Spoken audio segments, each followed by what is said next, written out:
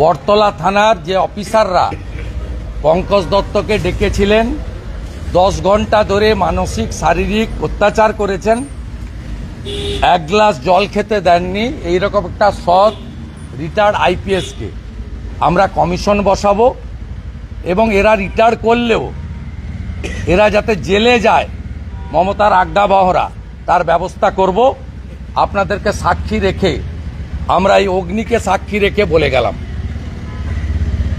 প্রতিশ্রুতি দিয়ে গেলাম।